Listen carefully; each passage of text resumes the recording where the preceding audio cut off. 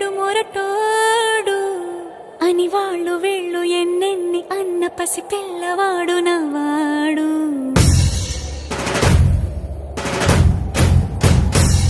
వీడు ముండోడు అని ఊరు వాడ అనుకున్న గాని మహారాజు నాకు నవ్వాడు.